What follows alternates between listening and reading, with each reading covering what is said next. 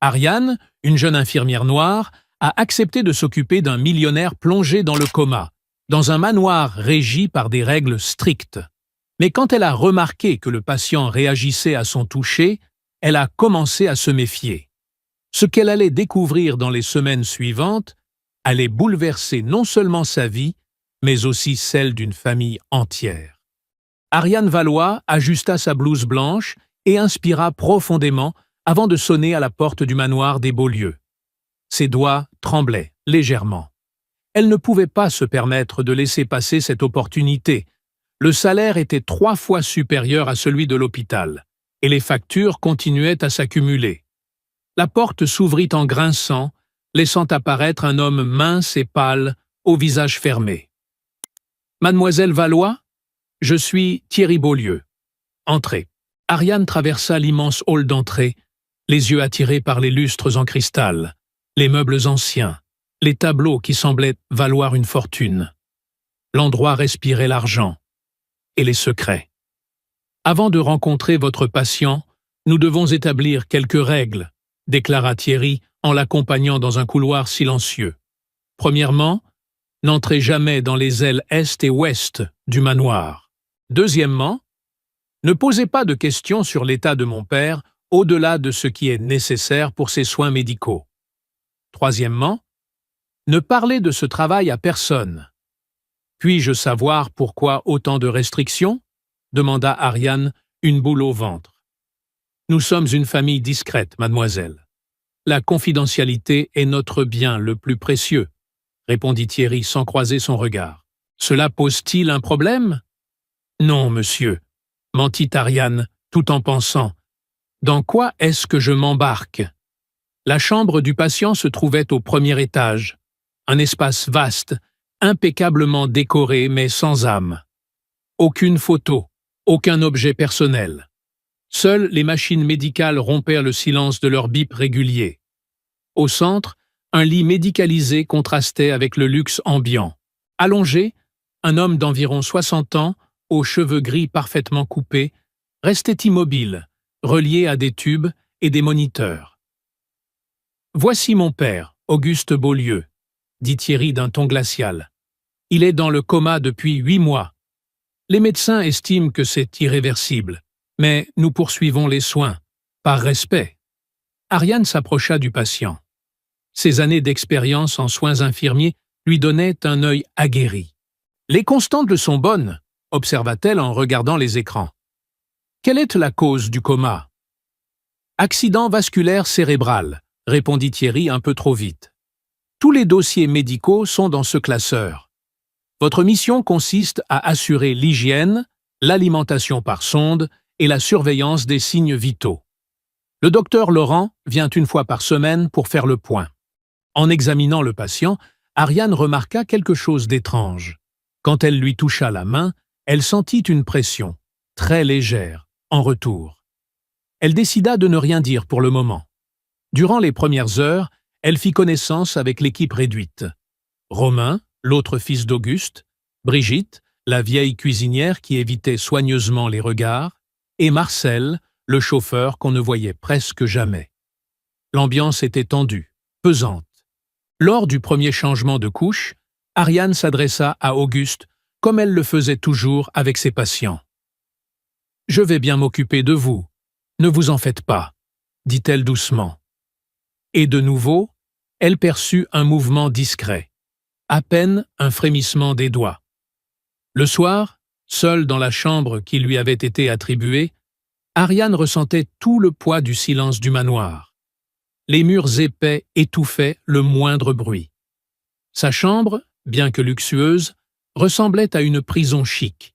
Sur la coiffeuse, elle disposa ses quelques affaires, une photo de sa mère, quelques produits de toilette et le carnet où elle notait ses pensées. « Jour 1 chez les Beaulieu », écrivit-elle. « Quelque chose ne tourne pas rond ici. Le patient réagit aux stimuli, mais personne ne semble le remarquer. Ou pire, ils ne veulent pas le remarquer. » Dans les jours suivants, elle nota d'autres anomalies inquiétantes. Les médicaments posés sur la table de chevet ne correspondaient pas à ceux indiqués dans le dossier. Des objets changèrent de place pendant la nuit. Et un soir, elle surprit Thierry en train d'injecter quelque chose dans la perfusion de son père, pensant être seule. « Que lui administrez-vous » demanda Ariane, le faisant sursauter. « Juste un complément nutritionnel » répondit-il en rangeant vite le flacon. Ce n'est pas nécessaire de le consigner. Cette nuit-là, alors que toute la maison dormait, Ariane retourna dans la chambre d'Auguste. Elle lui parla doucement, comme à un vieil ami. « Je sais que vous m'entendez, » murmura-t-elle. « Je suis là pour vous aider. » Et pour la première fois, elle vit une larme couler du coin de l'œil du patient. 2 semaines s'étaient écoulées, et Ariane connaissait désormais chaque recoin autorisé du manoir Beaulieu. Chaque jour, elle s'occupait d'Auguste avec un dévouement sans faille, remarquant de plus en plus de signes de conscience. Des doigts qui bougeaient légèrement, des paupières qui frémissaient, une respiration qui changeait subtilement lorsqu'elle abordait certains sujets. Un matin pluvieux, elle trouva Brigitte dans la cuisine, en train de préparer le café. La vieille cuisinière paraissait plus nerveuse que d'habitude. « Brigitte, je peux te poser une question ?» demanda Ariane en s'asseyant au comptoir, essayant d'avoir l'air détendu. « Ça dépend de la question, ma fille » répondit la vieille, sans cesser de remuer sa casserole. Que s'est-il vraiment passé avec M. Beaulieu? Ce coma, c'est étrange, non? Brigitte se figea un instant. Ses épaules se raidirent. « Je… » commença-t-elle, avant de s'interrompre en jetant un regard furtif vers la porte. « Je ne devrais pas parler de ça. Je travaille ici depuis 30 ans, et je sais quand il faut se taire. »« Mais tu sais quelque chose, n'est-ce pas ?» insista Ariane. Brigitte poussa un profond soupir. « Ma fille, dans cette maison, les murs ont des oreilles. Si tu veux rester ici, et rester en bonne santé, évite certaines questions, » dit-elle en poussant une tasse de café vers Ariane. « Surtout à propos de… Camille. »« Camille? Qui est-ce » demanda Ariane. Mais Brigitte avait déjà quitté la cuisine, ne laissant derrière elle que l'arôme du café et une question de plus. L'après-midi, alors qu'elle changeait les draps d'Auguste, Ariane fut surprise par Thierry. « Comment se passe votre travail, mademoiselle Valois » demanda-t-il en la fixant intensément. « Très bien. Votre père est stable, et vous vous êtes bien tenu dans les zones autorisées, n'est-ce pas ?» Ce n'était pas une question, mais un avertissement à peine voilé. Ariane sentit un frisson lui parcourir l'échine. « Bien sûr, monsieur Beaulieu, je respecte toutes les consignes. »« Parfait, car nous tenons beaucoup à la discrétion. » La dernière infirmière, disons qu'elle a eu du mal à comprendre cela. « Il y avait une autre infirmière avant moi ?» demanda Ariane, visiblement surprise. Thierry esquissa un sourire glacial. « Plusieurs, en réalité. Aucune n'est restée longtemps.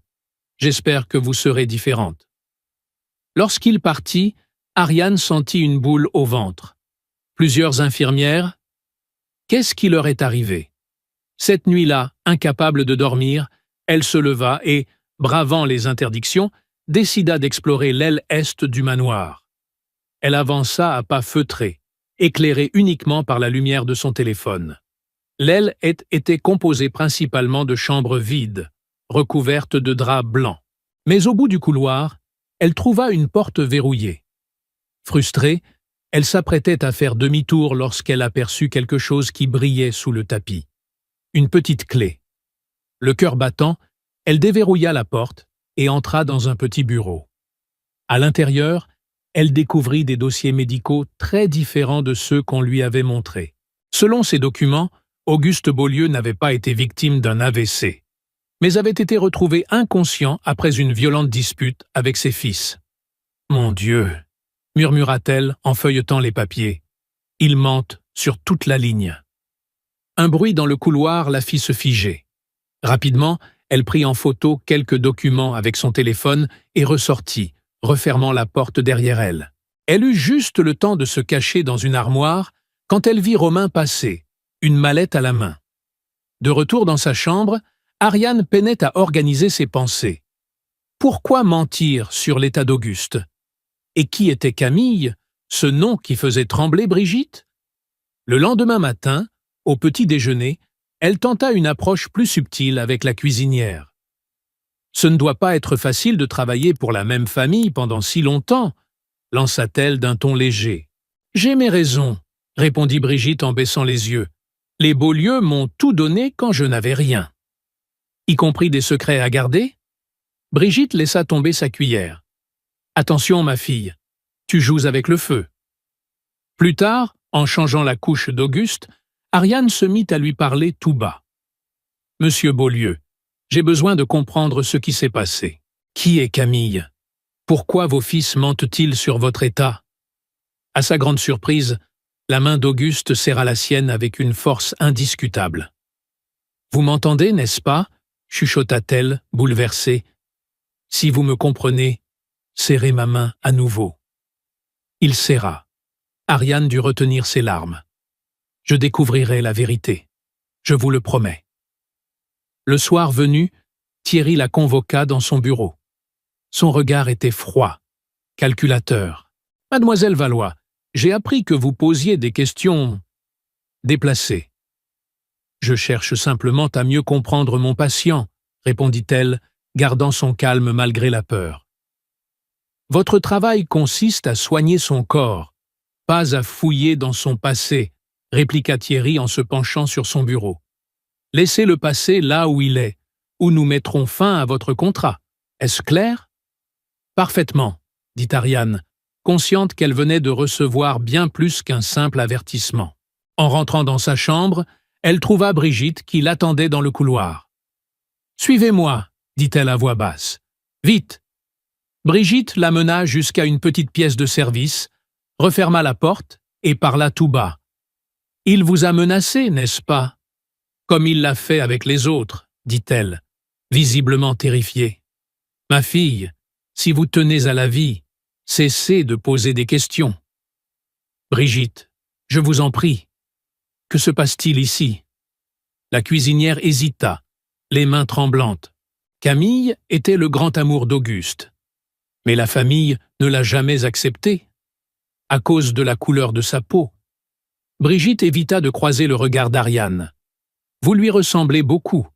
C'est peut-être pour ça qu'il réagit à votre présence. Que lui est-il arrivé ?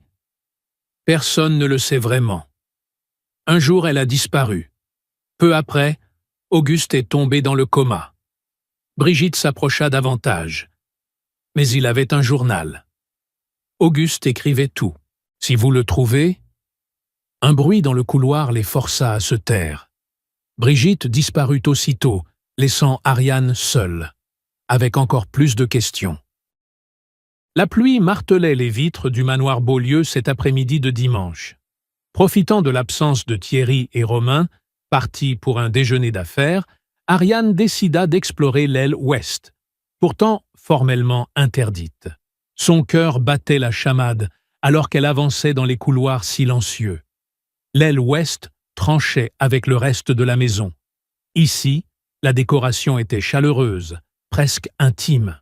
Des tableaux de paysages colorés ornaient les murs et les rideaux d'un bleu vibrant donnaient vie à l'espace. On dirait qu'on a voulu effacer cette partie de la mémoire de la maison, murmura-t-elle pour elle-même. Au bout du couloir, elle trouva une porte fermée à clé. Après plusieurs tentatives avec les clés qu'elle avait empruntées au trousseau de la cuisine, elle parvint à l'ouvrir. La pièce semblait figée dans le temps. Un lit à baldaquin, une légère senteur de parfum ancien flottait dans l'air, et surtout, un bureau recouvert de papier. Ariane s'en approcha à pas feutrés, redoutant de faire grincer le parquet. Sur le bureau, elle trouva ce qu'elle cherchait.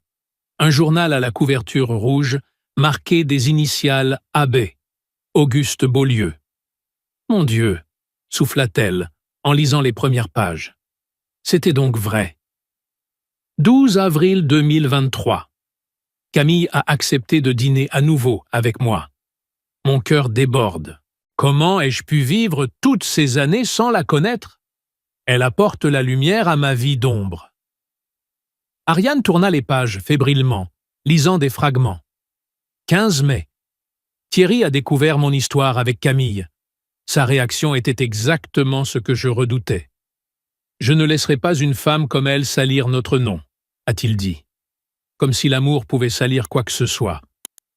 20 juillet. Camille est enceinte. Je vais être père à nouveau, à 62 ans. J'ai décidé de modifier mon testament demain. Mes fils ont reçu la meilleure éducation et disposent déjà de leur propre fortune. Cet enfant, et Camille, méritent d'être protégés. Et puis, la dernière entrée, écrite d'une main tremblante. 25 juillet. Ils ont découvert la grossesse et la modification du testament. Je n'ai jamais vu autant de haine dans les yeux de mes propres enfants. Camille a disparu depuis hier. Thierry dit qu'elle s'est enfuie avec mon argent, mais je connais Camille. Quelque chose de terrible s'est produit. J'irai à la police demain. Si quelque chose m'arrive, que l'on sache, ce sont mes fils. Un sanglot échappa à Ariane. Tout devenait clair. Auguste n'était pas dans le coma par hasard. Et Camille?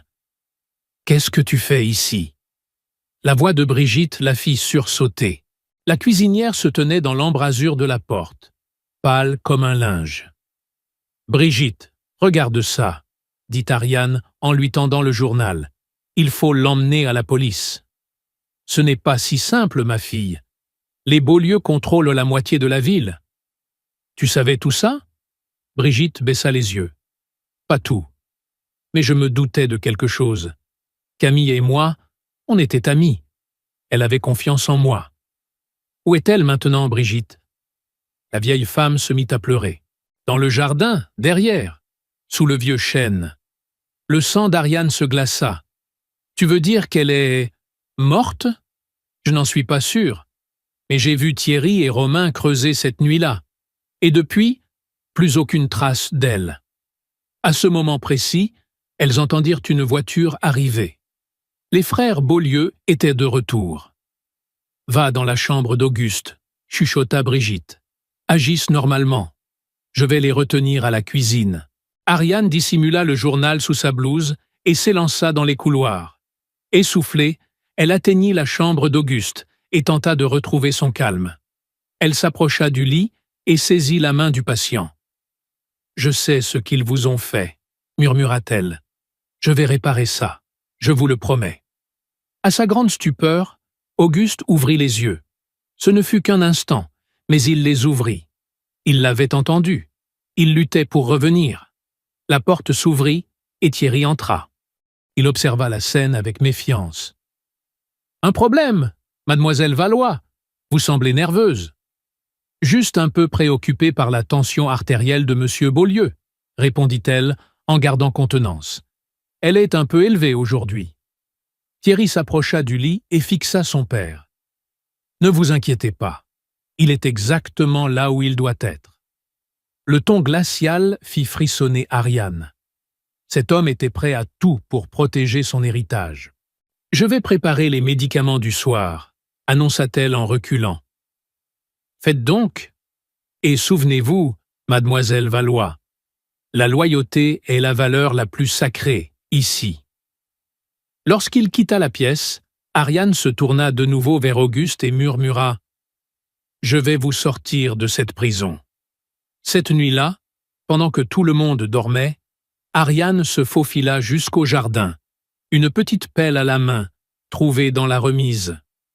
Le vieux chêne dont parlait Brigitte était immense, majestueux. Elle commença à creuser près des racines. Ce ne fut pas un corps qu'elle trouva, comme elle le redoutait, mais une petite boîte métallique. À l'intérieur, des photos d'Auguste avec une femme noire, au sourire lumineux, Camille, ainsi que des lettres d'amour. Il y avait aussi un petit mot, griffonné d'une écriture hésitante. « Si quelqu'un trouve ceci, je vous en supplie. Cherchez Camille Dubois chez sa sœur, à Lyon. Je crains pour sa vie. Signé Auguste. » Ariane sentit une vague d'espoir la submerger. Peut-être que Camille était encore en vie après tout. Le matin se leva avec un bouleversement que personne, au manoir Beaulieu, n'aurait pu prévoir. Ariane entra dans la chambre d'Auguste pour les soins du matin et le trouve assis dans son lit, les yeux ouverts et vifs. « Monsieur Beaulieu ?» balbutia-t-elle, laissant tomber le plateau de médicaments. « Vous devez être Ariane » dit-il d'une voix rauque, abîmée par le silence.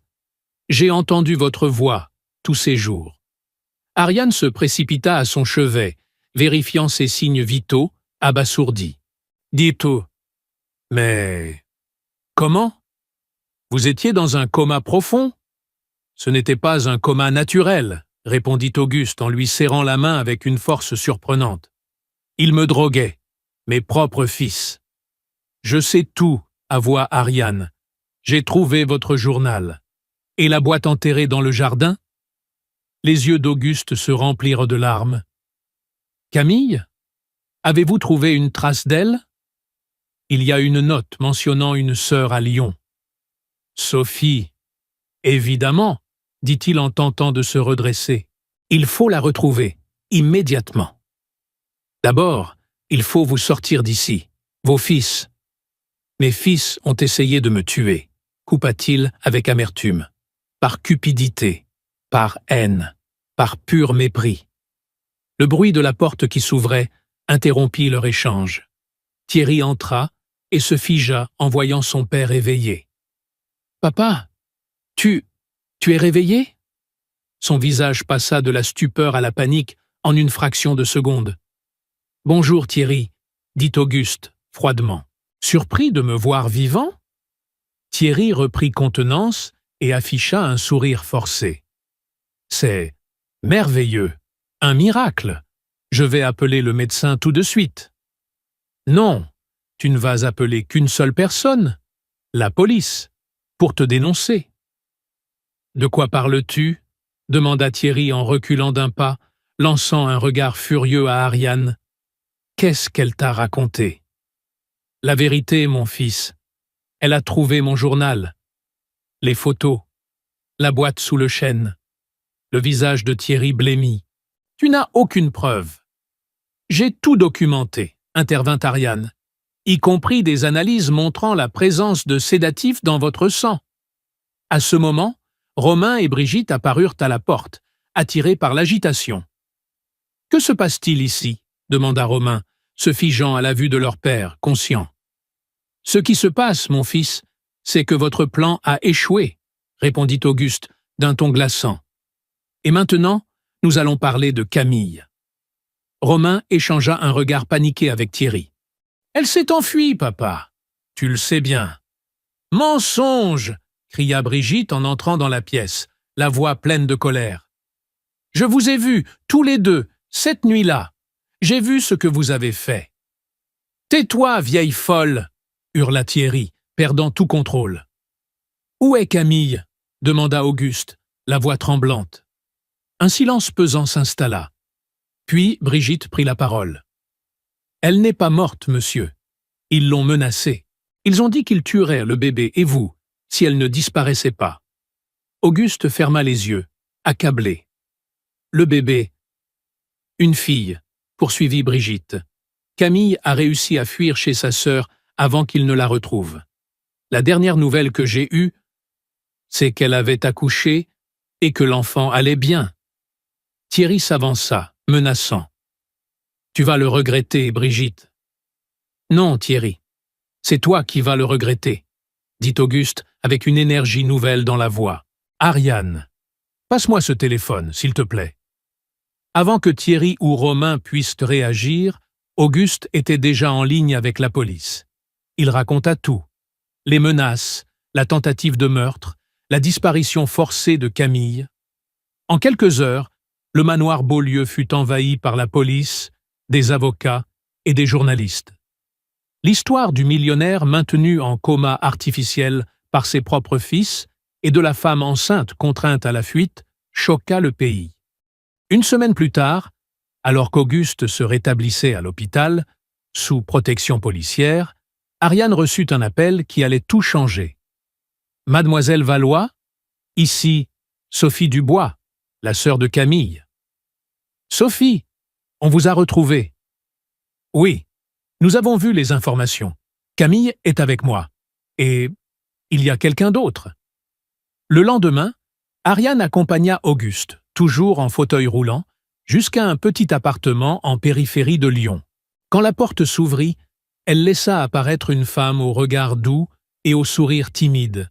« Camille » murmura Auguste, les larmes coulant librement sur ses joues. « Auguste » répondit-elle, en pleurant elle aussi. Ariane assista à la scène, le cœur serré d'émotion. D'infirmière à détective, sa vie avait basculé en quelques semaines. Thierry et Romain faisaient désormais face à des poursuites pour tentative de meurtre et d'autres crimes.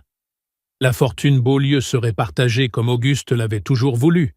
Une partie pour des associations caritatives, une autre pour Camille et leur fille. Parfois, la vérité est juste là, devant nos yeux. Mais seuls ceux qui osent regarder vraiment peuvent la voir. Si cette histoire vous a touché, laissez un commentaire ci-dessous. Qu'est-ce qui vous a le plus ému?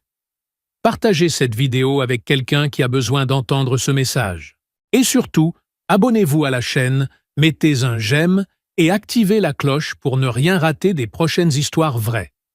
À très bientôt pour une nouvelle histoire inspirante.